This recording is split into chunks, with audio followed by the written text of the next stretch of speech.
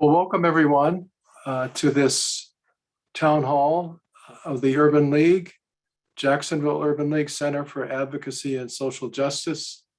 And our focus tonight is on dealing with the crime that's occurring in the city that has a long history. We've had ups and downs with it, but it seems to be on the upswing, and we have some folks here tonight that have had some success with dealing with issues like this. And we also have many in the community who are working in this area to help improve safety. And we are looking forward to getting their comments towards the end of the program after our guest, Joe Givens, who is a professor at Loyola University of New Orleans. He's a longtime community organizer, and you'll learn more about that in a video that he is going to introduce, and we will play for you. And then after that, we'll open it up for questions. I did want to introduce some of the people who are with us tonight. First of all, Eddie Compass, former police chief of New Orleans, who worked closely with Professor Givens on the program you'll see tonight that was so successful. We have Octavia Holliday from the State's Attorney's Office.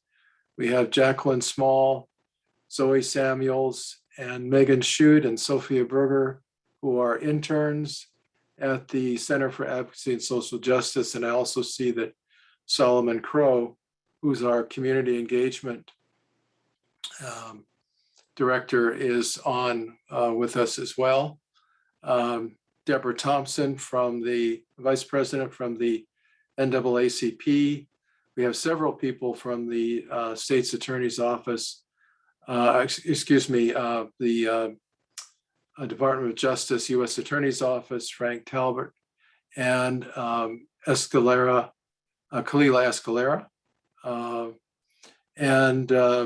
Those are just a few of the people who will be with us. I also see Father Eibach from the Diocese of St. Augustine, and there will no doubt be others as we move things along here. So with that, I will turn it over to you, Joe, to kick things off. Thank you, Dennis. If you can see behind me, it's windy, it's raining, and I'm not going to, I know I don't have to tell people from Jacksonville, Florida about windy, rainy, hurricane kind of weather, so I won't make that mistake. But let me say that I really appreciate, Dennis, the opportunity to talk just a few minutes and to share and to have my partner, Chief Eddie Compass. We know that we're not Jacksonville, we're in New Orleans. And there's a principle, organized principle, that says that the further you away from the problem, the easier it is for you to philosophize about the problem. And so we're not in Jacksonville. We know you've got your unique people, personality, politics. We're not going to propose or present any proposals here tonight. We're not going to describe anything as the plan. We're going to tell a story of what happened in New Orleans some 20 years ago, and recognizing that much like Jacksonville tonight, Eddie, we're back where we were in 1990, where violence and crime is out of control in New Orleans, as it is in Jacksonville, and as I believe it is across the country.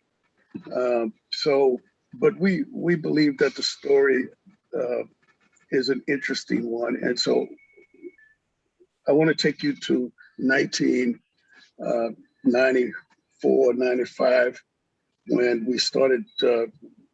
New Orleans has always had the dubious distinction. I don't know if dubious is the right way to describe it, but the distinction of being at the top of everything that's bad and at the bottom of everything is good.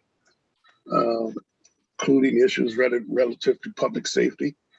And in 1996, we had over 500 murders in the city of New Orleans. And at that time, we had a similar conversation like we're having here tonight. We had that conversation in New Orleans. And people will ask me, what, well, you said you fixed the problem in New Orleans. Well, we had great success at that time. Things change, and once you know that once you've swept the kitchen doesn't mean that you don't have to sweep the kitchen again. So we are back to where we were then. But I think the story is one that that describes the kinds of things that many cities have to consider when they're looking at peace. And that's what we were looking for. We weren't just looking for public safety. We thought that there was a difference between public safety and having peace. And from a spiritual perspective, I remember one of our presiding bishops said that peace was being in right relationship with each other and right relationship with God.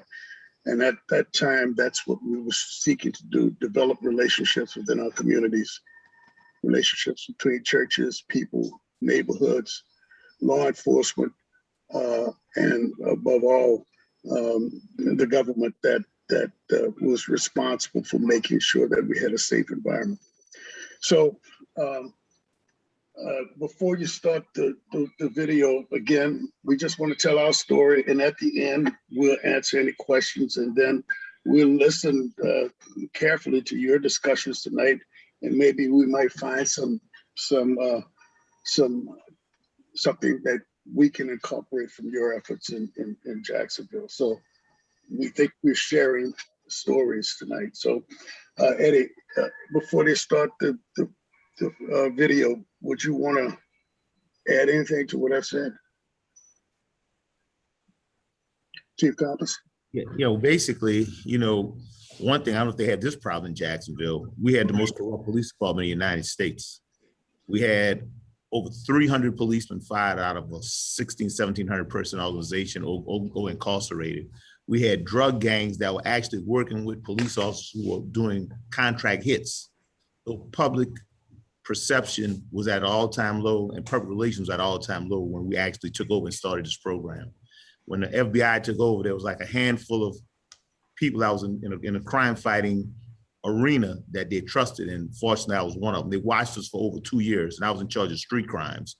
And me and another sergeant, Louis Dabdu, one of the guys from the FBI, said, y'all are the only two that we trust, because y'all name has never come up in any type of bribes, payoffs, or cover-ups. So that's how really bad it was. And so, we're going to talk to you about some of the things we did to basically build that back up. And fortunately, uniquely, I came from public housing. So I had a lot of credibility on the streets, and I went to St. Augustine High School. That don't mean a lot to y'all, but that's like the top high school in the state of Louisiana. So that boded me very well. Plus I had a karate program, and I had a partnership with the Nation of Islam. So they respected what I was doing. So I had a very unique group of people that was supporting me, people that usually weren't on the same page on many things. The one thing that they all agreed upon, that we had the right plan, the right people in place to fix what was wrong. So that's about it. We'll see you in 20 minutes. Dennis, it's on you then. Okay.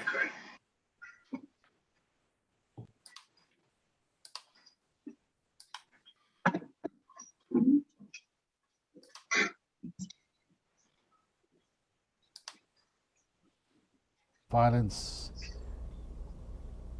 is an emptiness inside. An emptiness so painful that it produces outward expressions. An emptiness of God's presence in people's lives. Violence is a problem that seems to have no boundaries.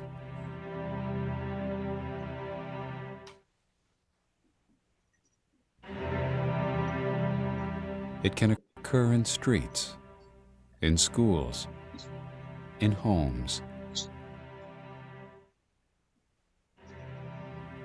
Some people feel that violence can stem from a lack of faith and a sense of hopelessness. Walking against this tide are those who know it doesn't have to be this way. Across the country, people of faith are working to fight violence in their communities.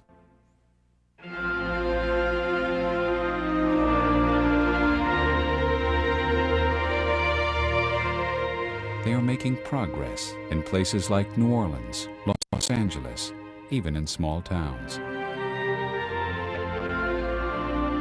They are peacemakers.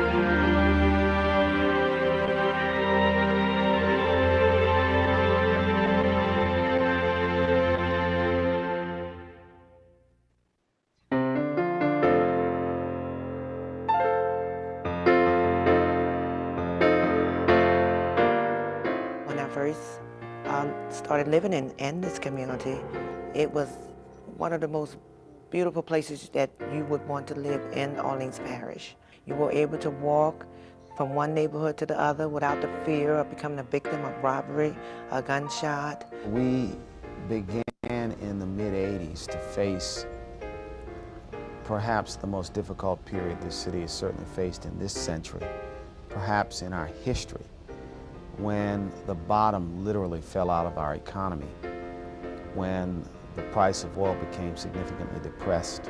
We lost jobs, we lost people, we lost faith, we lost hope. It was in effect a boiling cauldron in this community. They stopped and pulled 3 guns out and put one in my head, my brother's head, my mom's head, told us to drop all our bags. I was scared. I thought I was about to die. I was held up right in front of the school. So then it just dawned on me how close I was to dying. I have 120 funerals a year, and a good half of those funerals are from young people. But it's a way of life. It's unbelievable. 36 years ago, Martin King came to New Orleans with 100 ministers, had a meeting at famous New Zion Baptist Church here in New Orleans. That community is in Central City, New Orleans right now, and is plagued with crack houses, dope dealing, and violence. I'm scared to walk out my door. I'm terrified. I don't know what to do. I was ready to throw my hat in. And as I did so, some words came to me that I'll never forget. The problem isn't out there. The problem isn't where you don't want to be, or with people who you don't like, or people who upset you. The problem lies within. And so being at peace within and knowing the deepest truth that our God does love us.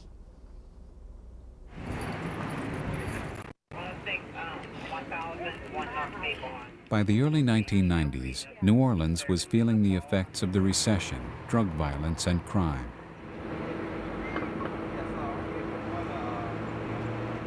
Within New Orleans' church-going community, people had had enough.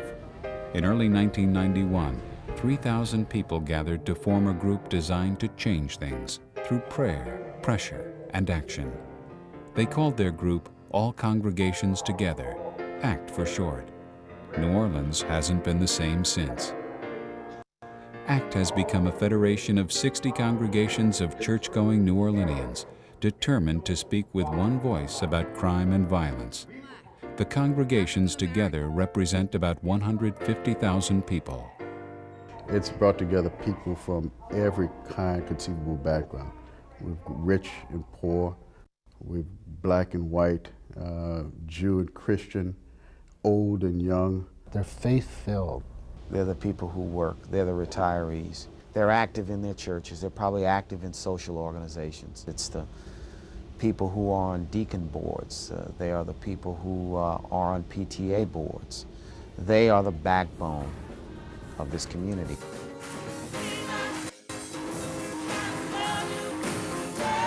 These are people for whom church isn't just an hour on Sunday. Church is the central institution in their lives outside the home. It's where they go to school, it's where they socialize, so it's only natural that the church provide leadership in stopping crime and violence in a troubled community. What a great day for us to be in the house of the Lord this morning, amen? They have hope. They want to do something. They feel that it's their responsibility to do something. That's what God is calling them to do. What makes ACT unique is a structure that assures that its agenda is tightly focused on what the membership itself wants to accomplish. They are adept at staying focused on their goals. The body of Christ. In 1994, a 4-year effort by ACT to introduce community policing to New Orleans bore fruit. Community policing is a new philosophy being adopted by a number of police departments nationwide. Its purpose is to make the police more a part of the communities they serve.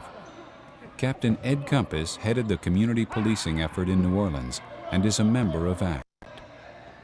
ACT has been extremely instrumental in getting community policing in New Orleans. In the area which I took over, St. Mary the Angels were instrumental in helping us solve the crime. In the Florida development, which is near St. Mary's the Angels, they had 23 murders. With the help of St. Mary the Angels and the ACT organization, we cut the murder rate from 23 to 4, and overall crime, 47% in the first year.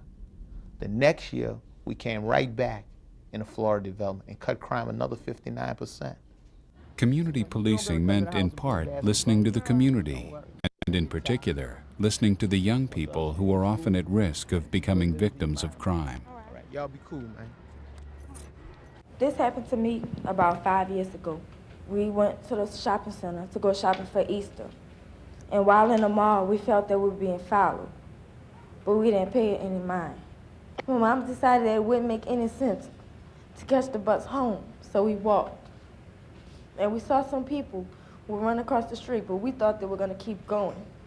But they stopped, put guns to all of our heads. One to my head, my mama's head, and my brother's head, and told us to drop our bags. All we could do is drop them. My brother was so scared that he didn't drop his stuff. My mom had to knock the stuff out of his hands. How would you feel if you had a gun pointing at your head? The individuals that attacked the young lady, they're predators. Drug dealers are cowards. They're cowards. They try to intimidate you. They try to scare you into submission to them. When I deal with drug dealers behind closed doors, they cry like babies. Bad as they won't be out there with them big nines and big gold medallions, when they go to jail, they cry like babies. They rat on their mamas to get out of jail. They have no courage. They have no honor. And I'm tired of these people dominating our city. Community policing came to New Orleans from below, not above. It came because organized people of faith acted. ACT did not quit after they succeeded in getting community policing. They continued to target basic issues of public safety and other quality of life issues that they felt were key to bringing peace to their community. Joe Gibbons is the executive director of ACT. Members of a congregation will have one-to-one conversations with other members of the congregation and members of the community, and they will say, what is it that you think that we need to be looking at as a faith-based community? Issues begin to surface and stories begin to surface that give people an idea of what are the major problems or concerns in that congregation. Through our one-to-ones, we found that people were not only afraid of those things, but more people were directly affected by what they call nuisance crimes. And 13 years ago, we had about maybe 40 or 50 abandoned houses and lots. And in this same neighborhood today, we have over 190 abandoned lots and abandoned housing, which really causes it to escalate crime, drug trafficking, prostitution, car theft, fires, people losing hope. When you live next to an abandoned house and people are afraid to come out in the daytime or people come out at nighttime, it's a frightening thing to be by an abandoned house. Stores on street corners were selling alcohol to kids. The kids who loiter outside of these neighborhood drugstores that sell alcohol they contribute to the violence. We found that kids could not go to neighborhood parks because the parks were not only in disrepair, no goals and glass, but these were places now used primarily by dope dealers. So they end up in the streets, or they end up playing basketball on basketball goals that are provided by the drug dealers. People behave in violent ways because they are hurting inside. And sometimes they're not even aware how much they are hurting. And they feel that if they hurt somebody else bad enough, their hurt will go away. Their revenge will be taken care of. And so if they're hurt, they hurt back. But it never ends until they make the journey within. And in making the journey within, find the real source of their problems. And so today, more than ever, religion and faith has to be a part of our society. ACT's most ambitious venture thus far is the planning of a large annual public event with the mayor and other city leaders in attendance. The event is called an Action. An action is a public meeting where proposals that are developed by people in our congregations are presented to public officials. Commitments are required by public officials to those proposals. At the planning session a week before the big meeting, ACT officials urge their membership to get as many people as possible to the event. Much of ACT's influence stems from their ability to put hundreds of bodies in front of city officials. That number, we want people standing from the rafters here. We need 700, 800. You got to remember, this is a federated action. Have we ever had under 1,000 people at a federated action? Do we have our work cut out for us next week? All right? So you got to bring 10 people. You got to call them. You got to coach them. You got to talk the night before. You got to explain them the issues. You got to bring 10 people. We know we're going to have the mayor there, several city council people, the police officials.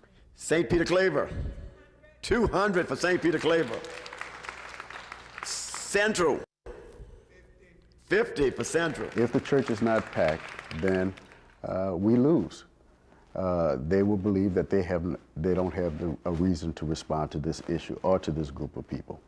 St. Simon Peter, 50.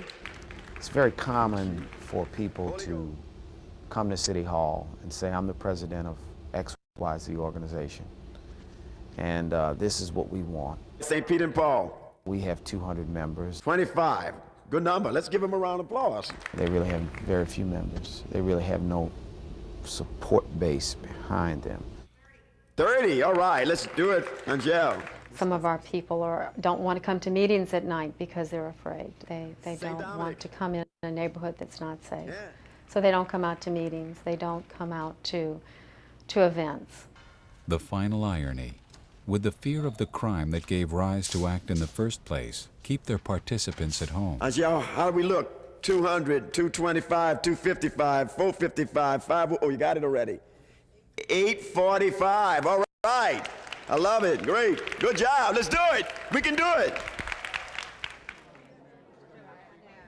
845 people were pledged, but how many actually showed?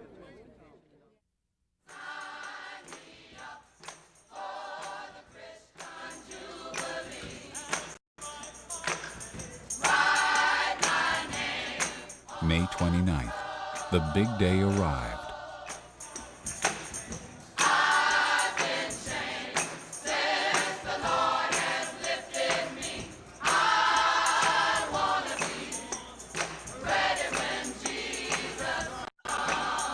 Oh, the action was great.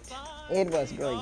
Sign me up for the Christian Jubilee. The volume of people. Oh, God, that was really, I said, God, people are truly coming together. For I've been changed. No one comes to an ACT meeting to showboat. No one comes to an ACT meeting because they want their face on the camera.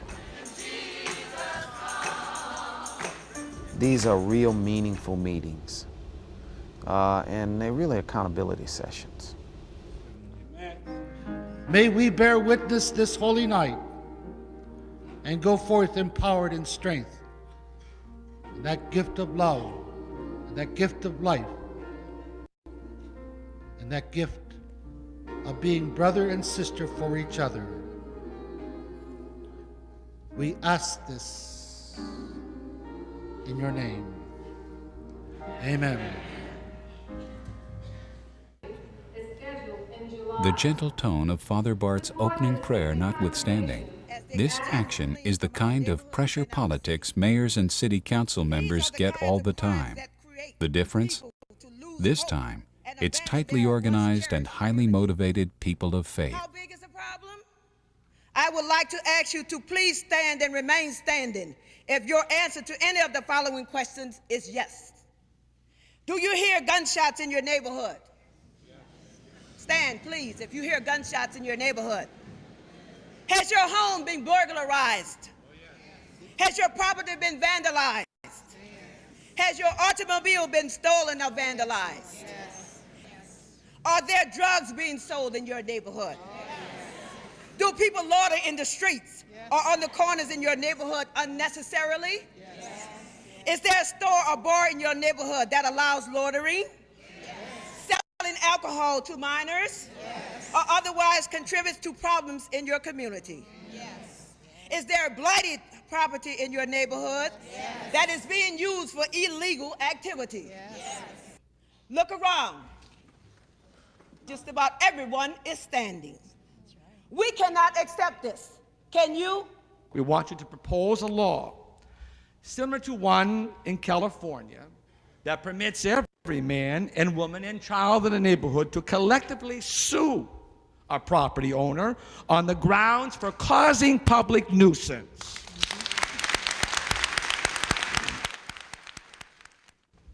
Proposal number 2. ACT proposed that owners of abandoned property be publicly called out with signs in their yards, that people who buy drugs can have their cars seized and sold, that laws against loitering and selling alcohol to minors be strictly enforced. But they weren't done yet. Everything starts in the home. As parents, you have to instill in your children. You have to instill in your children certain values and certain morals. Fathers, if your sons want to sell drugs, let them know that they can go to school and get a degree in pharmacy. We have to teach them this.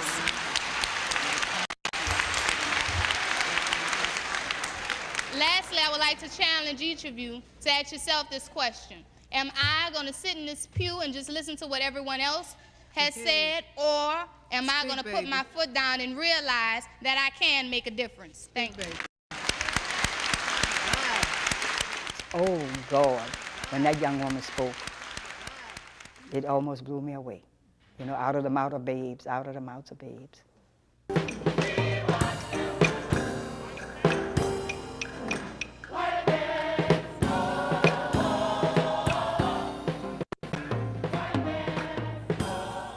When you teach people that they have a voice, that 2 or more gathered together have a bigger voice, that hundreds gathered together have a really big voice, and that 1,000 gathered together will turn any politician's head.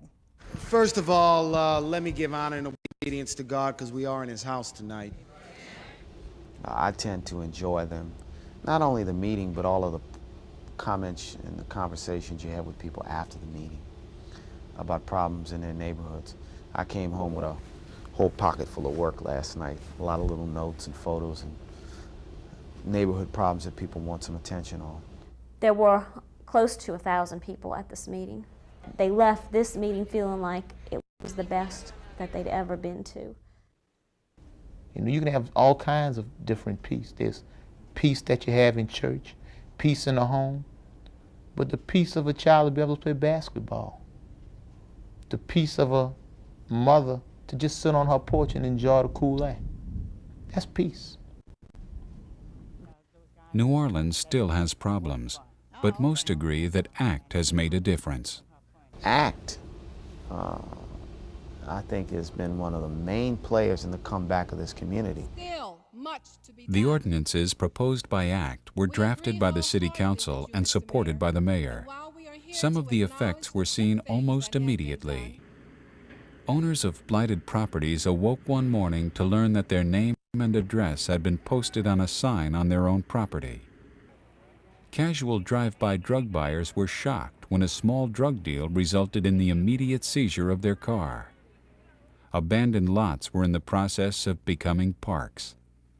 Mayor Morial kept in close contact with ACT members, even attending its youth action. Girls, you got a girlfriend, a boyfriend who owns a gun or uses dope? Dump him. Dump him. Boys, young men, I'm going to tell you something, straight up.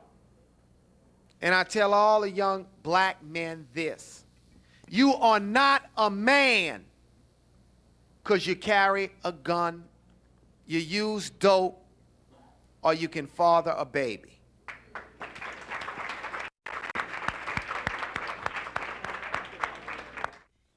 But ACT members were discovering something else, something inside them that was the real payoff. They were becoming leaders in the faith, linchpins in peacemaking in their community. People don't become leaders overnight. I think it really builds confidence to be surrounded by other people who have faith in you, have faith in themselves, have faith in what they're doing. We had one very involved leader, he has since died, and he said, I never, ever dreamed I'd be sitting in the mayor's office telling him what I wanted and he'd be listening. I believe that ACT wants a city, a neighborhood, a community that is based in the kind of faith-based principles that we all share as a faith-based community, a peaceful community, an educated community, a nonviolent or as safe a community as we can have. We also want a community that is driven by the vision of faith-based people. Do we have a responsibility as Christians? I believe this lies in our responsibility as being human. So all people are called to live as God has made us to live. And yes, we have a responsibility to make a difference. If we are going to find ourselves and find that sense of who we really are and well-being. So it's not simply a matter of being Christian. It's a call that everyone has. To Sister Marianne Hebert, it is clear that what ACT is doing is what Jesus would be doing. Jesus went out on the streets and did one-to-ones. Jesus went out on the streets and confronted the powers that continue to abuse people. Jesus went out and walked with and shared the lives of the people that he was with. Jesus would be on the streets confronting the same issues that we're doing. I think what we're about is living that gospel today in St. Peter Claver Parish and St. Raymond Parish and all the ACT parishes and trying to do exactly what Jesus would do, to make a quality of life better. There's a quotation from the book of Isaiah in the 58th chapter, from the 11th to the 12th verse, that says, "The Lord will guide you always. He will satisfy your needs in a sun-scorched land. He will strengthen your frame, and you will be like a well-watered garden, like a spring whose water never fails. You will be called the repairer of broken walls and the restorer of streets with dwellings." You know, I'm sure Isaiah didn't write for the city of New Orleans, but he could have.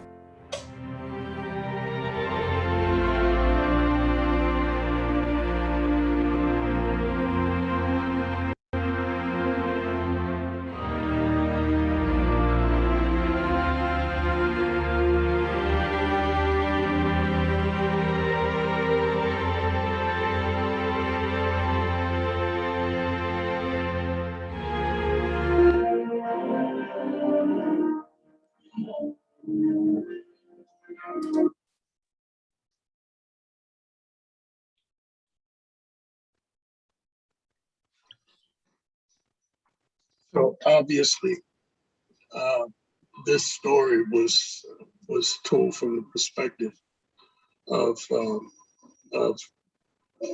describing the role of faith, the role of churches, the role of faith community. It was done commissioned by the U.S. Conference of Bishops in 1997. And so that's why the emphasis. You might have recognized the mayor in this clip. The mayor of New Orleans at that time was Mark Morial, who's now the national president of the National Urban League, president of the National Urban League. And you would also have seen that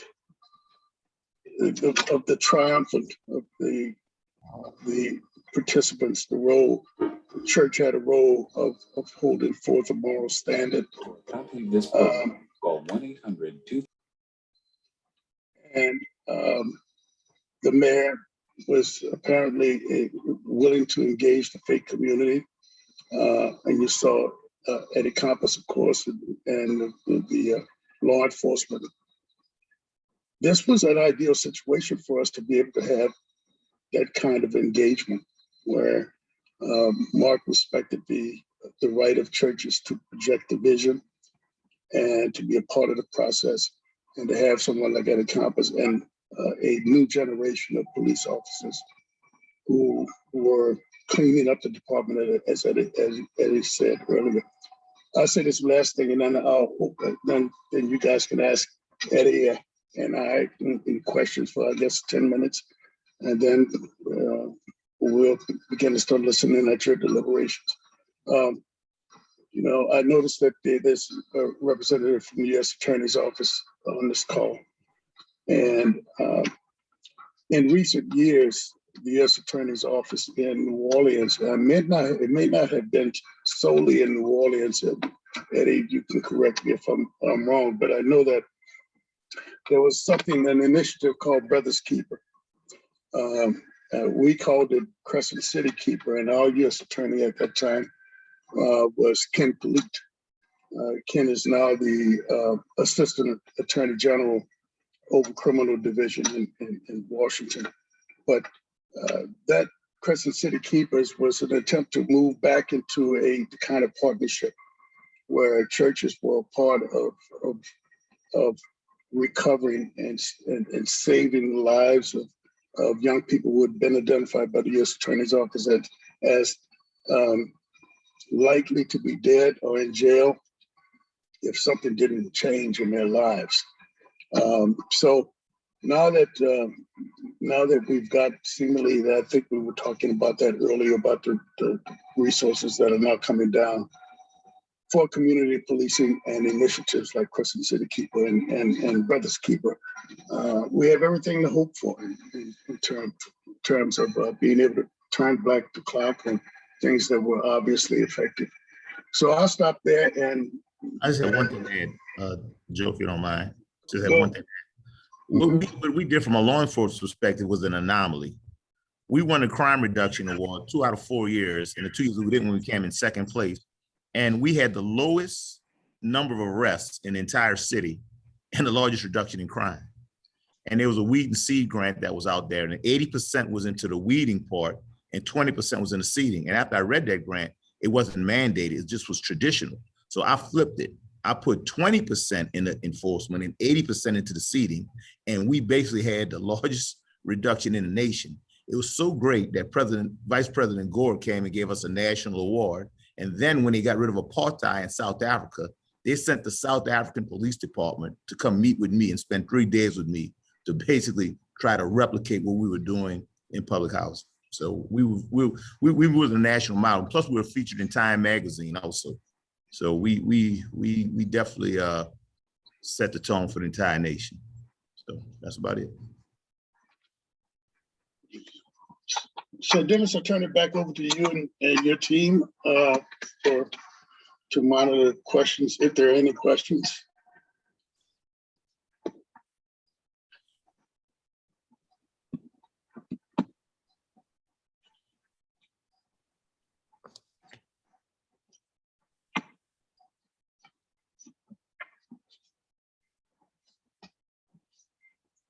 I can't hear you, Dennis. You're muted. Thank you, Joe. I appreciate that. I'll repeat. Thank you very much, Chief Compass and Professor Givens, for being with us tonight and sharing your story. It's a poignant story and an awesome one. And I know that we can repeat it here. I really do. Somewhat, one way or the other, it's got to happen. The old ways aren't working. We have to look at other ways. And actually, this way has a lot of history itself. So, but let's open it up for questions. We have one from Father Ibach of the diocese. What is the situation now in the city, and why can we do this in other cities with a high crime rate? How can we do this? Listen, that organization no longer exists. In 2005, the city, of course, Hurricane Katrina destroyed 800 churches, 200,000 homes. That devastated the organization. There was no organizing base, but we've begun to rebuild organizations like that. And I said earlier, just because we cleaned the kitchen once doesn't mean that we don't have to sweep it again. We know we have a crime problem now. We know that, especially around the pandemic, that cities like Jacksonville, like New Orleans, are all experiencing this, this uptick in crime and violence and murder. And so we have a lot of I think, opportunity now with the Justice Department that is sensitive to what can happen with regards to resources. But to answer your question, you have an organization in Jacksonville. I think it's iCare. iCare basically uses the same model of organizing that we were describing in this video. And so there are organizations like this that come under the auspices of national groups like the Industrial Areas Foundation, Faith in Action, DART, which is an iCare affiliate in Jacksonville. So it's a question of will. Octavius and I were talking the other day about the political will. Obviously, we had the political will. We captured the political will in New Orleans at that time. That is essential, and that I think is the role of the church to force the political will to get something done. Right? Okay. Yeah, I saw a question about the U.S. Attorney's Office. They were instrumental. They facilitated the Weed Seed Grant. A young man named James Carter was my contact person. He later became a city councilman. Now he's a very successful attorney. And then I looked at another question talking about what we're doing for the actual social inadequacies from an economic standpoint. We did something that was extremely unique. I had a summit with all the drug dealers and gang members, and I basically told them, anybody that want to get out the game, I'm gonna get them out the game. I said the only exception was if you were a child abuse or a rapist, you wouldn't be able to get into this program, because I had people that was ready to donate money and donate resources, but that was one of the stipulations. What we did, I had given them basically tests to find out what their proficiency was in. Then I had a job summit. I had a lot of guys that I grew up with at St. Augustine High School that had businesses, and I brought them in to do internships with some of the kids. I got the Sewage and Water Board to come and hire guys for labor positions. I had the electrical union come in. I had the carpentry union come in. And basically everybody that wanted a job got a job. Now the ones who didn't, I just basically kept my word. I got together with DEA, ATF, and FBI, and we formed the task force, and all the bad guys, the kingpins, we took them out.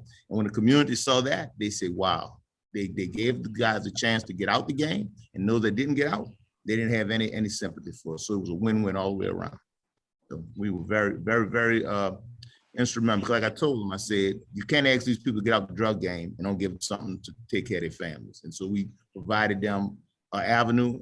And the greatest card that I ever got, that I kept with me, a guy named Corley, he got out of Angola Penitentiary. He went in there for murder.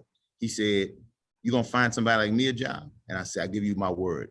And once he got his job, he gave me a card. He said, I never thought I would be writing this to a policeman. He said, you're a man of your word and a stand-up guy. Now I see why the streets respect you. So, like I said, even in the individual that was in the prison system, you had to look to them to help them because they were all part of the solution. You know, we didn't leave anybody, nobody was left behind, you know, because basically a lot of these young people, they idolize these gangsters. And once they saw them getting out the game and coming working with us, it had the ripple effect. It essentially is what the focus and the goal of the Brothers Keeper initiative that came out of, I think it was Eric Holder's office that it was, right? That talked about, you know, embracing the family, identifying a young person who's going to be dead or in jail. And the church's role in that process was to embrace the family and you know, just get him out of the life. But I think the major role that faith has to play in this is to compel the political will. And we had a willing mayor. I don't know that, you know, you guys got a different politics and personalities and people. So I know this doesn't necessarily, you know, we're talking about gumbo, but gumbo is made in different ways, but the same ingredients applies. We've got pain, we've got people, we've got church, accountability, law enforcement, and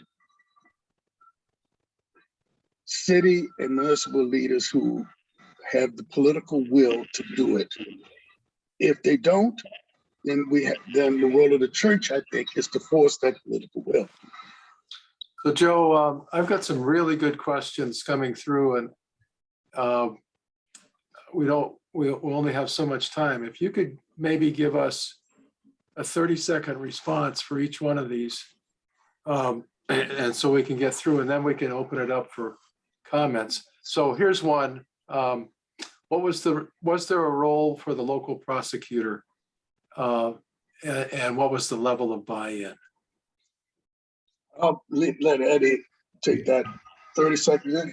Yeah, we basically had a direct line to the DA's office. I mean, it was a great partnership. We basically let them screen all the cases. We expedited a lot of our drug cases. And by me being a commander of the task force, I had a relationship before called commander of street crimes with ATF, DA, and FBI. They basically spearheaded our efforts to get the major drug dealers off the street. And so those big guys that we wanted to get off the street, give them big time, the DA's office acquiesced to the federal bureaus and the U.S. Attorney's office, and they actually got, I mean, major time. And that's one thing that you do to scare drug dealers, give them plenty of time and give them federal time. That's why we was able to basically modify a lot of drug trafficking we had at the major level. Thank you. Is there a component in this program that will address social inequities on a systemic level that contributes to crime? You know, I think Eddie talked about his individual efforts, but you know, this initiative by the churches was not solely focused on the development of proposals related to crime, but they also developed proposals related to minimum wage. They developed proposals around job development and job creation. They developed proposals around housing initiatives and housing inequities. So there again, the advocacy came to rest at the door of the church and the door of the faith community to raise and surface the issues relative to economic injustices, right? Remember the home ownership program that developed at St. Peter Claver for low income housing, where basically they got a lot of blighted property from the community. They hired people within the community to renovate those houses. Then they sold it to people in the community at a very, very modest price. So that basically lays a standard of living to a lot of people. That was done through St. Peter Claver Church. Right. Here's there's some great comments, and I asked people to read the chat because, for instance, we have from ATF Tampa field office some really important information. But I think here's a good one from our NAACP representative. Do you have a model to work with cities where all the powerful, respected, and political groups work in a silo and leave out the grassroots organizers on the ground, community groups that do want change? In other words, Jacksonville, will this work? You know, that is best answered by Jacksonville, right?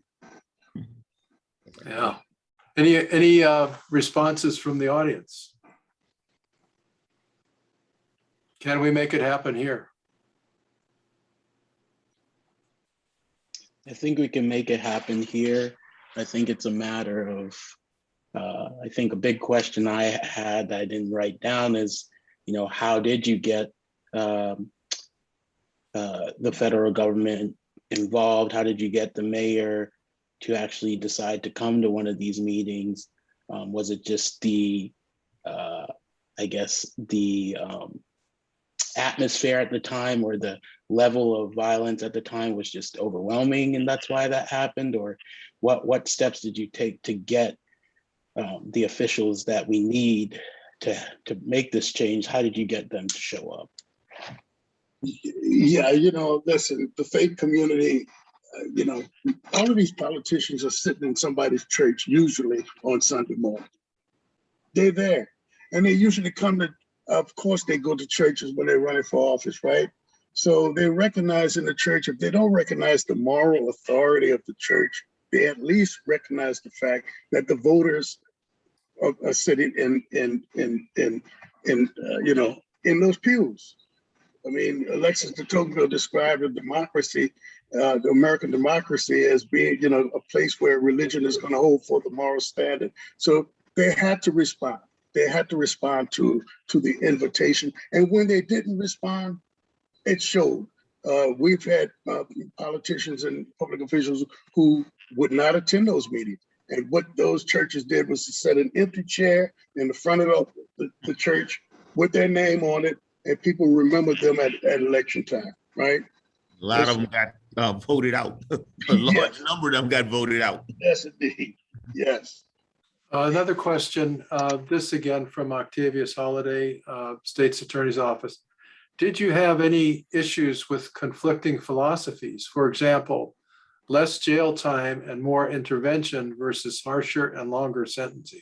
Oh, it was the proverbial bureaucratic quagmire. You know, I took a lot of heat from a lot of my colleagues, but like I told them, I said, I came from public housing and I knew the problem from the bottom to the top. I said, you know, I'm gonna get a little, I did my research, I did my master's thesis on Sutherland's theory on social control, differential reinforcers, which is basically our whole criminal justice system is predicated upon that. You give a negative stimuli, which is jail, it should stop negative behavior. But recidivism being at all-time high, it didn't work. So there's another part of that they didn't look at, differential associations. Basically, you change individuals' peer groups and change their environment, and they'll have a great effect. So I got focus groups of juveniles. I gleaned a 50 questionnaire survey. I disseminated to 500 kids in our focus group. Then I put that information to an SPSS program. I looked at the multiple regression tables and prison correlations. Then I used Cronbach's alpha to check for significance and validity for scientific research. And it showed that differential associations, not different reinforcers, were the number one determinant for behavior among juveniles. So I was able to show them from a statistical standpoint, from an applicational standpoint. So every time they argued with me and tried to fight me, I had the stats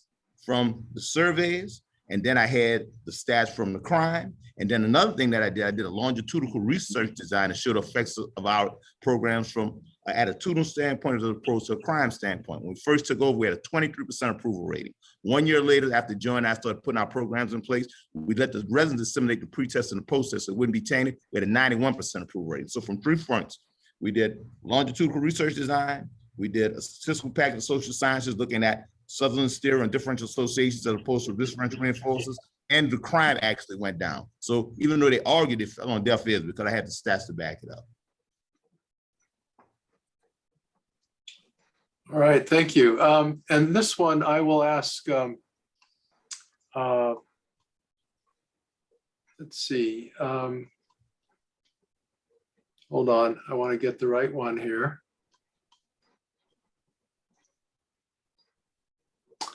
Jacqueline, would you mind asking the question that you put in the chat? Because we do want to engage our younger people. in this conversation. Sorry. So go ahead. It was kind of similar to Solomon's question. I've been working with my school, the University of North Florida, as well as the JAX Community Action Committee, and we've been trying to advocate for a review board for the police department in Jacksonville, but it recently disbanded due to them saying that the people advocating for it were emotional, and they basically didn't want to deal with the community and the responses that they were getting. And so I'm just not sure, because it seems like we really need their support, and I'm not sure how we can get their support if they're not willing to engage with us. That's a great point. I want to say this because it's so timely. Last year, after the demonstrations around police conduct, after the George Floyd demonstrations, Eddie and I and former U.S. Attorney Kenny Politi, was former because he left when Trump got there, but then now he's up in Washington, now Assistant Attorney General. We went after the leaders of the organizations that led the major demonstrations. And what we were able to do, they began their discussions about police budgets, about defunding and others like that. But what they really wanted was to have some control over how mental health issues were handled, how they wanted a holistic approach to dealing with some of this. So what we had to do, we had to make sure that they understood that the target for their proposals had to be the municipal government. And I think it's the same in every city. Has to be the city council, has to be the mayor, right? When we're able to teach them that they were able to create the proposals they wanted to present, and they were able to present them to the city council in front of the U.S. Remember, Eddie, with the Criminal Justice Committee of the New Orleans City Council? Once they had their proposals together and they presented them at the city council during the pandemic, they secured out of 15 people on the board, to a community review board, they secured 7 seats, right? I guess what I'm saying to you is that young people want the same thing that we want. They want control. They want to be able to control and be a part of the discussion at the table with a meaningful voice. Right now, we're continuing to talk. Dennis is working with us. We've got students from Loyola University, from Mississippi, Alabama, Georgia. Today, we had a research action with the Georgia students to working with Ambassador Andrew Young, who was the former mayor of Atlanta, talking about the same thing you're talking about. We're teaching this model of organizing that the churches have been using, that Dennis and the Urban League in Jacksonville is just beginning to engage around, to teach organizing. You have to be able to propose something beyond protests. There's a next step. And when we teach the next step, how do you hold a city council accountable? What are the steps involved in the community organizing process? Then I think young people respond. They're responding now. Next summer, they're going to Washington, D.C. in a replication of the ride. They call it the Ride Revive. They're going to Washington, summer of 2022, student leaders from all across the country to talk about these issues of police suppression, voter suppression, and other issues like that. So they're using this model we're talking about, bringing people together. I'm sorry, I was a little winded, but that was a great question. Appreciate it. Thank you. And Megan, shoot, did you have a question? Yes, I did. I just wanted to say hello and thank you so much for having me tonight. So my question is, with the current climate and the tensions between citizens and law enforcement becoming so increased lately, especially last year in 2020, becoming more publicized, how do you feel that this climate may influence or change your process in implementing something like this today? You want me to take it? Yeah, Eddie, you can go, but then I want to add something to that. Well, when you look at it, it's no different than it was when we were there in the 90s. As a matter of fact, it was really worse because we had corruption at an all-time high, even though it didn't get the national publicity. But when you got the right people in place, you form those alliances, you build those trusts, and then basically solutions come. Joe? You know, one of the organizing principles that we teach young people in my classroom, in Innovate Public School that Dennis has been working with, is that if you control the agenda, you control the outcome. And that what young people are looking at is when you can prove to them that their voice is heard, then you capture the trust and they're willing to invest in the process. I remember when the police officers, you remember a few years ago, there was a demonstration in Dallas, Texas, where there was a demonstration, but there was not a next step beyond that demonstration. There was not an agenda, there was not a proposal, but the danger is always when you don't have a proposal and when you don't control the agenda, that someone else will hijack your agenda. And what happens is that sometimes the violence occurs as a result. We saw the police officers killed in Dallas, Texas, when there was no thinking about the next step beyond the protest. So does that answer your question? Yes, thank you very much. I think the other thing, one last thing is that young people have to be a part of the process that you're creating now. And right now, we're insisting that young people be at the table. Otherwise, it's not it's not seen as legitimate in their right. That's why I'm so pleased to see Dennis's interns, because they're not the leaders of the future. I mean, they're the leaders today. I mean, they've proven that. When they took the streets over the past couple of years, they're the leaders of today. Before I ask the next question, I would ask everyone who would like to work with us on this project to send me in the chat your name and just a cent. And I'm assuming I have your email address in the registration. It would be great to work with you. We can use all the help we can get. And we don't want to be the only one. We want to just be part of the organization that makes something happen and responds to those children that you heard that were speaking 40 years ago. But I'm sure we could find children today saying the same thing in our city. And we need to respond to those voices.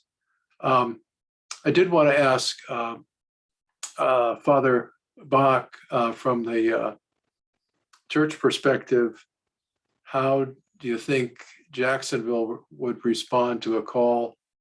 Obviously, iCare would be interested. What are your thoughts? And I know you have a background in conflict resolution, have a doctorate in it, so you're not uninformed in this regard. Yeah, thank you, Doctor. My response to your question would be a question to Dr. Joe and Edwin. Every city is unique. I don't know much about New Orleans, but I have driven through the city to Texas.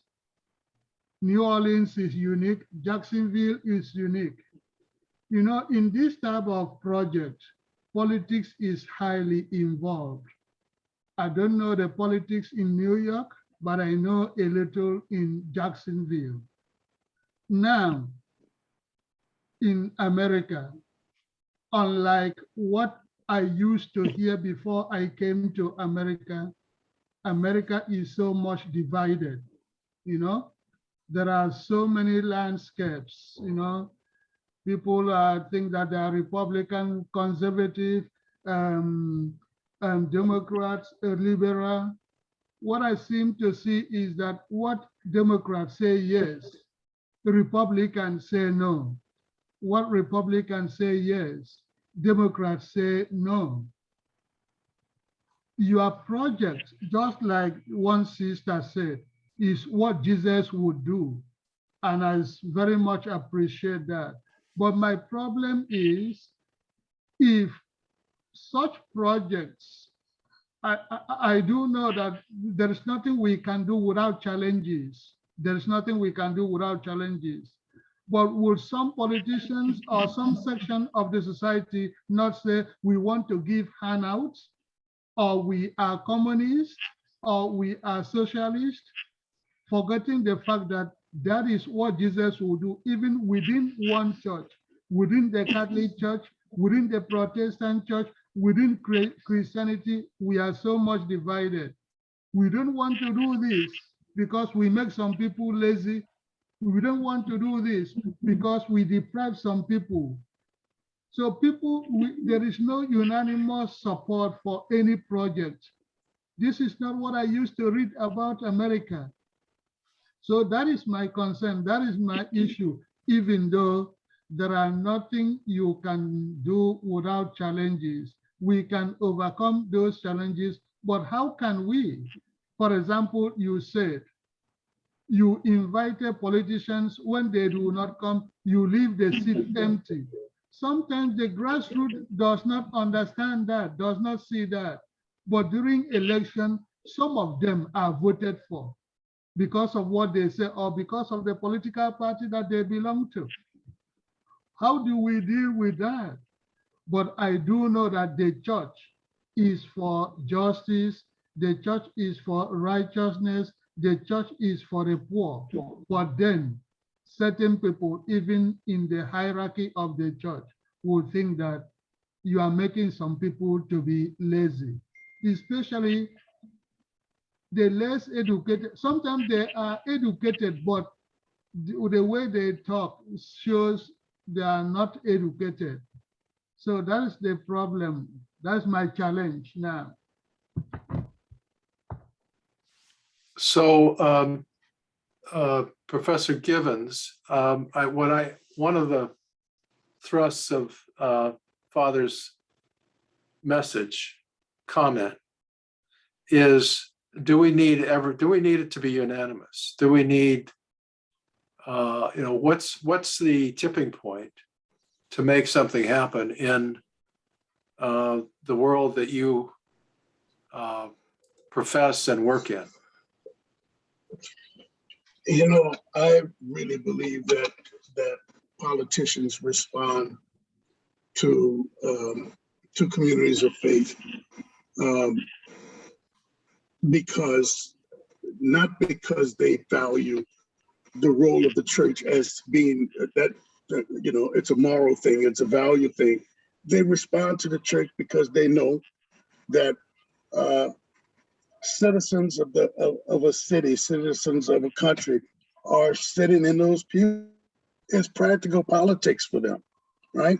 So when you have organizations like the Urban League and the NAACP and civic associations, and then add that to the body of the church. And when we talk about the church, we're not necessarily talking about the Catholic Church. We're talking about, in that film, there were Catholics, Protestants, Jews, Muslims. Is there a tipping point? A tipping point is when a public official realizes that there's no way he's not going to respond. I've never seen it in 30 years of using this model of organizing, a politician sit in front of 1,000 people and say no to a proposal. I've never seen it. I've seen it one time. I'll tell you, one time I saw it in New Orleans shortly after Katrina. There were 1,000 people in the church, and the mayor at that time was Mitch Landrieu. Mitch Landrieu was asked to reduce jail sentences. They wanted people turned out of jail. Number one, it was a response to the mass incarceration issue. The reason he was able to say no to 1,000 people in that church was because, number one, the mayor was not the person with the authority and responsibility to address the issue. Number one, that was that. The second reason is because in New Orleans at that time, home invasions were at an all-time high. And on the front page of the newspapers in New Orleans, on that day that they had that action, 6 home invasions, was printed across. So people were saying, he was following the temperature. The temperature of people were saying, look, I want a safe community. I don't care about mass incarceration at this time because there were 2 home invasions in my neighborhood, right? So that was the only time in 30 years that I've seen a public official, a mayor, a city council person, reject a legitimate proposal presented to them in the church in front of 1,000 people or more. Never seen it happen. So if there's a tipping point, I say, Dennis, if you've got a building that's you remember, Eddie, you remember when the school board itself was challenged in front of 1,000 people at St. Gabriel Catholic Church? There was one person who rejected the proposals to all, 1 out of 10 rejected the proposal, and that person was turned out of office the next year. So, they recognize, they count votes, Dennis.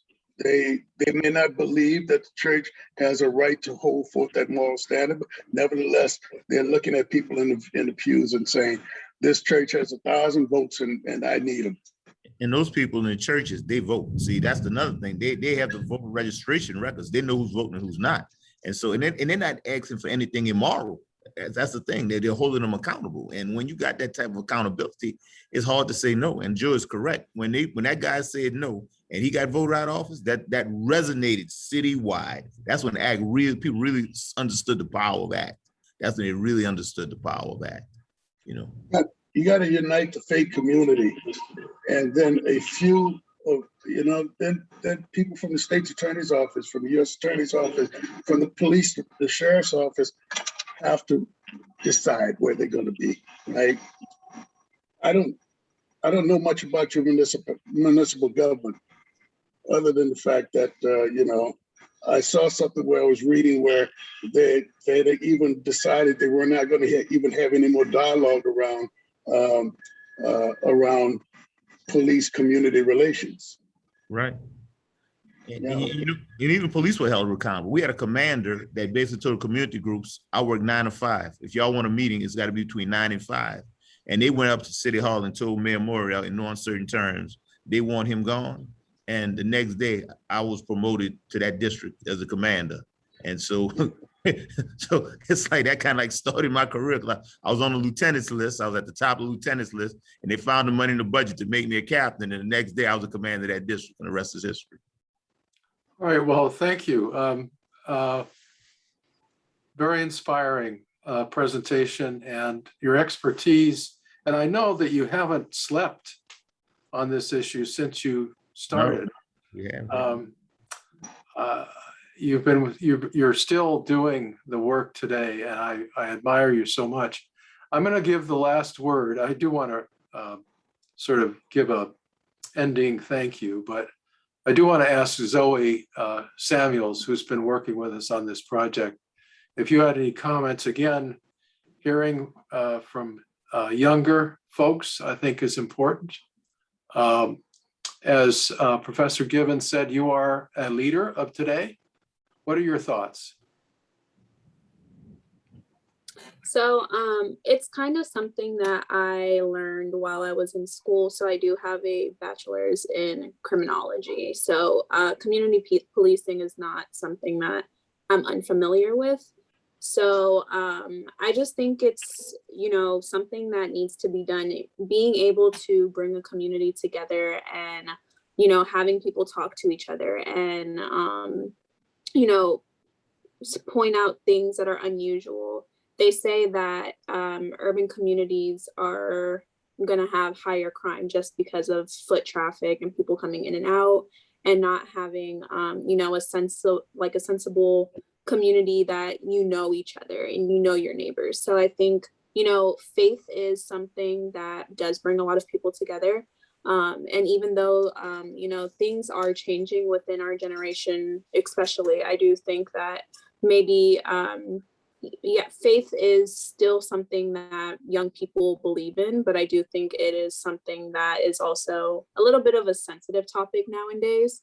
So I think that's something to think about when it comes to the younger generation, but I think it's a good starting point. It's and especially in Jacksonville is a smaller community. So I do think that, you know, with smaller communities, it's easier to implement, and it's just a starting point. Start talking to people that are your neighbors. And once you build a community within your own neighborhood, it's easier to bring other people in. So I think it's a great program. Thank you very much.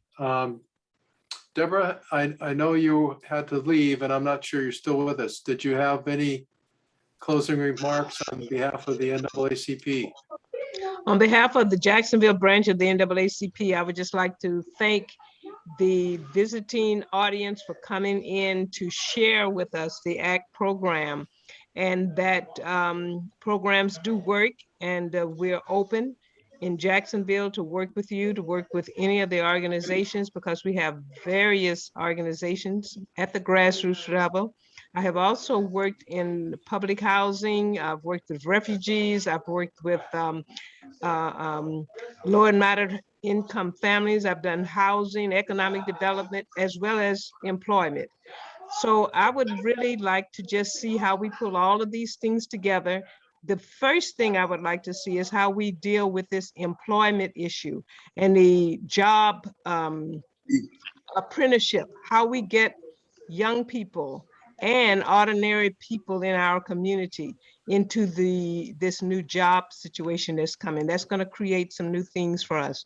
We need to talk about how we integrate what we're doing right now with smart cities to make sure that everybody has access to broadband, because that is the way we're going to be communicating. So with that, whatever we can do at the NAACP here in Jacksonville, our Florida State Conference, we've already spoken with our president. We are definitely dealing with health, economic development, education, and employment. So anything that we can do in those areas, and anything we can share, our expertise at the national office is astronomical. And I think that some of our statistics, some of our data can be used to help us put together a strong program like your ACT program that fits what we do here in Jacksonville. Thank you very much, Deborah. With that, we will close. I want to thank everyone for attending. It's amazing we haven't lost anyone through this whole presentation. It's a tribute to your concern and your passion for making a difference, and we really appreciate your being here. I also want to thank everyone for sending in their information in the chat. We will be getting back to you and putting together a working group that hopefully will bring in all aspects of the community so we can continue to work together, including folks from City Hall, so that we can make a difference and really move beyond the impasse that we seem to have gotten at. Another thank you for our special guests, Professor Givens and Chief Eddie, for being with us tonight and taking the time to be with us. We're so grateful for that.